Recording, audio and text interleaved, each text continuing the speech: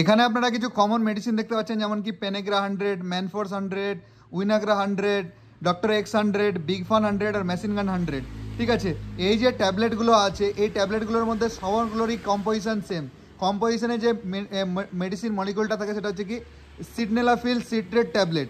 এটা থাকে 100 mg-তে। এটার কি 50 mg, 100 mg এবং 200 mg আছে।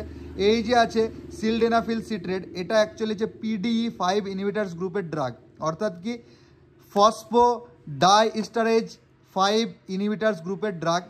এই যে ড্রাগটা আছে সিলডেনাফিল সিট্রেট, এটা ব্যবহার করা হয় ইরেকটাইল ডিসফাংশনের ক্ষেত্রে, অর্থাৎ কি যদি কোনো পুরুষের যৌনাঙ্গ সঠিকভাবে দাঁড়াতে না পারে তো সেক্ষেত্রে এই ড্রাগটা দেওয়া হয়।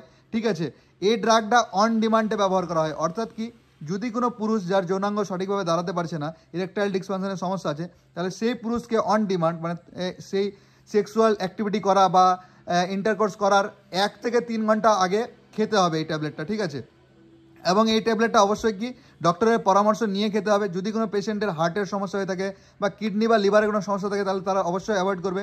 এবং এই ট্যাবলেটটা কি 18 থেকে নিয়ে 60 এজ অবধি এই পুরুষ নিতে পারে। তো অবশ্যই কোনো চিলড্রেন বা কোনো বাচ্চাকে অ্যাভয়েড করতে হবে। এবং এই ট্যাবলেটটা খাওয়ার একটা সতর্কতা অবশ্যই মাথায় রাখতে হবে, যাতে রেগুলারলি কোনো পেশেন্ট না খায় বা একদিনে একের বেশি অধিক ট্যাবলেট না নেয়, এই জিনিসগুলো আমাদের মাথায় রাখতে হবে। এবং এই যে ট্যাবলেট আছে আমি আবারও বলে দিই, ইরেকটাইল ডিসফাংশনের জন্য ব্যবহার করা হয়, প্রিম্যাচিওর ইজাকুলেশন না।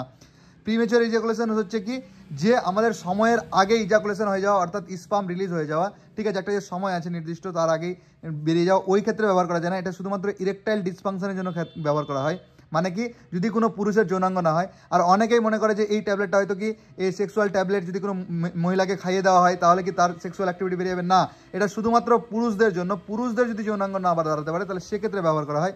এবং কি আমরা মাথায় রাখবো, যদি কোনো পেশেন্টের হার্টের সমস্যা থাকে, মানে হাইপার টেনশন থাকে বা ব্লাড প্রেশার কম থাকে বা কোনো কিডনির কোনো সমস্যা থাকে বা লিভার সমস্যা থাকে, তাহলে অবশ্যই তাদেরকে অ্যাভয়েড করবো। Thank you so much.